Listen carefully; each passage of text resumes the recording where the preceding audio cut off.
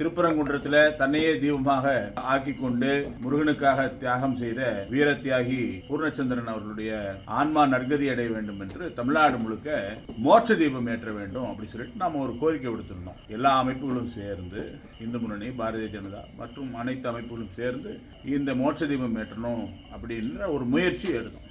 காவல்துறைக்கு உடனே ஒரு பயம் வந்தது. இந்த மோட்ச தீபம் ஒரு பெரிய பிரச்சனைக்குரிய விஷயமா மாறிடக்கூடாது.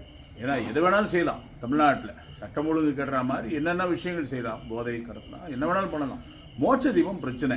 உடனே இந்து முன்னணி பொறுப்பாளர்களை, மற்ற இயக்கத்தினுடைய பொறுப்பாளர்கள் எல்லாம் போய் வீடு தேடி போய் அவர்கள் எல்லாம் முன்னெச்சரிக்கை நடவடிக்கை கைது பண்ணியிருக்காங்க. பல இடங்கள்ல பிரிவென்டிவ் அரெஸ்ட், பல இடங்கள்ல கோவில்ல போய் தீபம் ஏற்ற போனா தீபத்தோட கூட்டிட்டு போய் வேன்ல உட்கார வச்சு அங்கிருந்து கைது பண்ணி கொண்டு போயிருக்காங்க. நமக்கு புரிய மாட்டேங்குது. ஒரு தமிழகத்துல ஒரு ஆன்மீக பூமியில மோட்ச தீபம், இறந்தவர்களுக்காக மோட்ச தீபம் ஏற்றுவது ஒரு பெரிய நடைமுறை, மிக நீண்ட பாரம்பரியம் கொண்ட நடைமுறை. அதுல ஏற்றுனா அது என்ன உங்களுக்கு பிரச்சனையாகும்?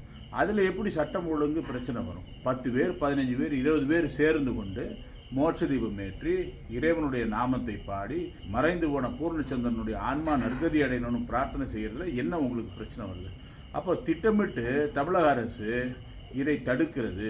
இதே சமயத்தில் இன்றைக்கு அதே திருப்பரங்குன்றத்தில் 4 நபர்கள் திருப்பரங்குன்றத்தில் இருக்கக்கூடிய மலை உச்சியில் இருக்கக்கூடிய தர்காவில் இருக்கக்கூடிய கொடிமரத்தை சுத்தம் செய்யணும், அதாவது அங்கே கந்தூரி விழா, அதை சந்தனக்கூடு விழா நடத்துவதற்காக நோட்டீஸ் போட்டிருக்காங்க. அதை கிளீன் பண்ணுறதுக்காக மேலே போகிறாங்க 4 பேர்.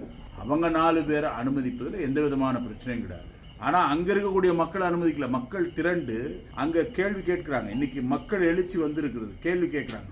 அப்போது இப்படியாக திட்டமிட்டு தமிழக அரசு இவங்க இந்துக்களை, பக்தர்களை, முருக பக்தர்களை ஒடுக்க நினைக்கிறது. அது நடக்கவே நடக்காது. இன்னொரு பக்கம் பாருங்க, இன்னைக்கு துணை முதலமைச்சர் சொல்லியிருக்காரு, திராவிட கொள்கையும் கிறிஸ்தவ கொள்கையும் ஒன்று அப்படி சொல்லியிருக்காரு. அப்போ இவர்கள் இந்துக்களுக்கெல்லாம் முதல்வர் கிடையாது, இந்துக்களுக்கான ஆட்சி கிடையாது, இந்து மக்கள் வாக்களிக்கணுங்கிற எண்ணமும் கிடையாது அவங்களுக்கு. அவங்களுக்கு யார் வேணும்? அவங்கள அவங்க ஆதரவாக, அவங்களுக்கு துணையாக, அவங்களுக்கு சப்போர்ட்டாக வைத்துக் கொண்டிருக்கிறார்கள்.